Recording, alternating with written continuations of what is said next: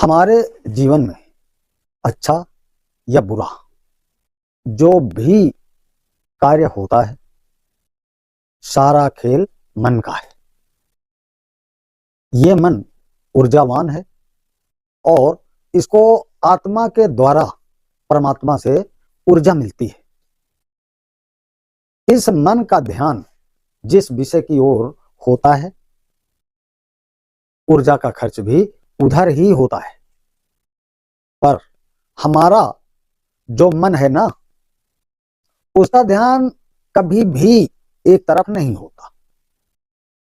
दिन भर हजारों बातें हमारे मस्तिष्क में चलती रहती हैं, जिस कारण मन की ऊर्जा भी उन सभी बातों में बट जाती है।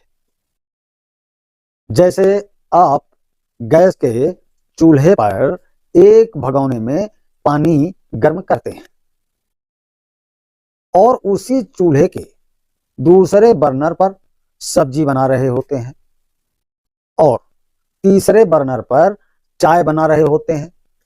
तो ऐसा करने से ऊर्जा इन सभी जगहों में बट जाती है, जिस कारण ना तो हमारी सब्जी जल्दी बन पाती है और तीनों बर्नरों की ऊर्जा की में कमी हो जाती है, जिसके चलते ना तो समय पे पानी गर्म हो पाता है और ना ही बताया हो सब्जी बन पाती है और चाय भी देरी से बनती है। दोस्तों, बस मित्रों, हमारे जीवन में भी कुछ ऐसा ही होता है।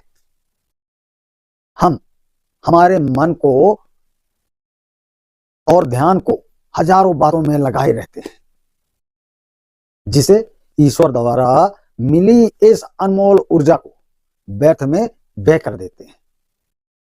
हम लोग संसार की व्यर्थ बातों से इस ऊर्जा का व्यय करते रहते हैं। अगर इस ऊर्जा का व्यर्थ में व्यय होना बंद हो जाए तो यह ऊर्जा धीरे धीरे हमारे में संचित होती रहती है दोस्तों, और इसी संचित ऊर्जा से हमारे शरीर के चारों तरफ आभा मंडल होता है दोस्तों।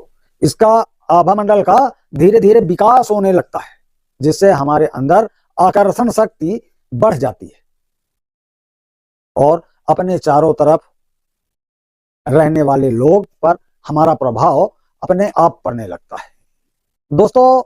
मन को केंद्रित करना अगर हम सीख गए तो दुनिया की कोई भी ऐसी वस्तु नहीं है जिसे हम प्राप्त नहीं कर सकते। हमारे जिंदगी का विकास हमारे मन में ही रहता है। कहते हैं ना कि मन के हारे हार है, मन के जीते जीत। मित्रों, ध्यान लगाने के पीछे भी यही प्रयोजन होता है कि आपके मन का ध्यान व्यर्थ की बातों से हटाया जाए और उसे परमात्मा से जोड़ दिया जाए। लगातार 3 महीने तक 10 मिनट ध्यान लगाने के बाद इसके परिणाम सामने आने लगते हैं। इसके चलते हमारी मानसिक शक्ति का विकास होने लगता है दोस्तों, और हम लोगों से वह कार्य होने लगते हैं जिन्हें लोग चमत्कार इत्यादि से बोलते हैं। मित्रों, इसलिए संसार की व्यर्थ की बातों से ध्यान हटाओ और अपना ध्यान अपने लक्ष्य पर केंद्रित करो। इस ध्यान के बारे में एक हैरान कर देने वाली बात और बताता हूं, लेकिन मित्रों, जो मित्र चैनल में पहली बार आए हैं तो प्लीज चैनल को सब्सक्राइब कर लें, बेल आइकन बटन अवश्य दबा दें और दोस्तों वीडियो को प्लीज शेयर कर दें। अब आ रहा हूं मैं विषय पे। अक्सर आप लोगों ने देखा होगा कि स्त्रियां तांत्रिकों इत्यादि के पास जाती हैं और बोलती हैं कि मेरी सास मुझसे बहुत झगड़ती है, इसलिए उसे बस में करने का टोटका बताओ। ये ज्यादातर, सब तो नहीं, पर ज्यादातर ऐसे बोलती हैं। ऐसे में तो तांत्रिक तो बहुत कम मिलते हैं। तो वो आदमी हवन की राख या भभूत देते हैं और बोलता है कि बेटा इस भभूति को 45 दिन तक लगातार अपनी सास की रोटी में मिलाकर खिलाना, तेरी सास तेरे बस में हो जाएगी। बस फिर क्या, जब वो स्त्री जब सुबह शाम खाना बनाती है तब भभूति मिली रोटी अपने बनाते समय अपनी सास को देती है, लेकिन उसके मन का ध्यान एक ही दिशा में होता है कि सास को भभूति और रोटी मिला के बना के देना है।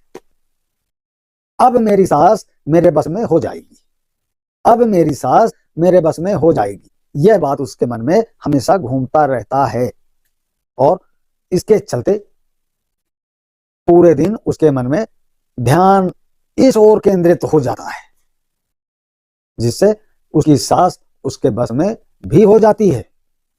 दोस्तों, अब उसकी सास उसके बस में कैसे हुई, इसमें विज्ञान भी है और विश्वास भी है, मन की शक्ति भी है। दोस्तों, क्या ये कोई चमत्कार है? नहीं ना, नहीं दोस्तों, इसमें कोई चमत्कार नहीं, बल्कि चमत्कार तो आपके अंदर ही है। होता यूं है कि उसकी सास उसे जगाती थी, तब उस स्त्री का ध्यान सास की बातों में चला जाता, इसके चलते एक्शन का रिएक्शन होता। पर इस टोटके के चलते स्त्री का ध्यान अपनी सास की बातों पर तो जाता नहीं था, उसका तो ध्यान बस एक ही ओर था कि मेरी सास मेरे बस में हो जाएगी, मेरी सास मेरे बस में हो जाएगी। बस इसके चलते उस स्त्री के स्वयं के ध्यान की दिशा बदल गई, यानी उसका ध्यान अपनी सास की बातों से हट गया। उधर उसकी सास भी 10-15 दिनों में थक गई, क्योंकि उसके एक्शन का कोई रिएक्शन नहीं मिलता। तो धीरे धीरे उसका भी स्वभाव बदल गया, दिशा बदली और दशा भी बदल गई घर की। भाई, जब एक्शन का रिएक्शन नहीं आएगा तो दिशा और दशा दोनों बदलनी ही थी। बस फिर क्या, टोटका काम कर गया और जिसने बताया वो चमत्कारी हो गया। पर दोस्तों, मेरे द्वारा इतना बता देने के बाद भी आपको इस बात पर विश्वास नहीं हो सकता कि ऐसा कैसे हो सकता है।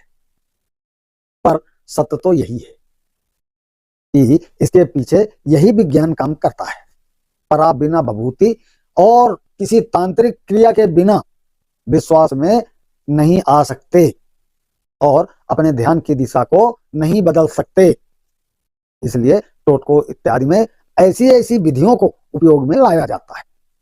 बात छोटी सी है, पर हमारे इतने मोटे दिमाग में पचती नहीं, इसलिए भभूति वभूति जैसी चीजों के सहारे लोगों को समझाया जाता है।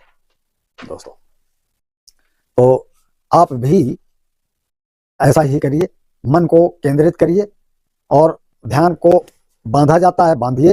अक्सर सुनते ना हो तो फलाने का बांध दिया दिमाग, ये कर दिया, इसकी दुकान को बांध दिया, इत्यादि इत्यादि। सब इन सभी क्रियाओं के पीछे ध्यान की शक्ति ही तो काम कर रही होती है।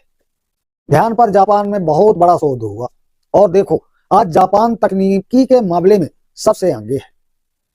एक्यूप्रेशर की पद्धति को ही देख लो, इसमें कहते हैं कि 3 महीने तक रोज 10 मिनट अपने दोनों हाथों के नाखूनों को आपस में रगड़ो, तो ऐसा करने से आपके बाल घने और काले हो जाएंगे। और ऐसा होता भी है, मैंने स्वयं ने देखा है। आप नाखूनों को आपस में रगड़ने से आमतौर पर ये ऐसा कुछ नहीं होता है, पर इसके पीछे विज्ञान ध्यान वाला ही काम करता है। अब आप कहेंगे कि मेरा ध्यान हमेशा धनवान बनने के लिए होता है, लेकिन मैं धनवान क्यों नहीं बनता, है ना दोस्तों? ऐसा क्यों? ऐसा इसलिए कि पहले तो हमारे ध्यान की ऊर्जा का व्यय दुनियादारी की फालतू बातों से हो जाता है और थोड़ी बहुत ऊर्जा मन के पास बचती भी है तो हम लगातार किसी एक बात पर ध्यान नहीं लगा पाते, यानी किसी एक विचार को पूर्ण ऊर्जा नहीं देते हैं, इसलिए हम असफल रहते हैं। तो धन्यवाद दोस्तों। वीडियो कैसा लगा? यदि अच्छा लगा हो तो प्लीज वीडियो को शेयर कर दें। जय हिंद, जय भारत, हर हर महादेव।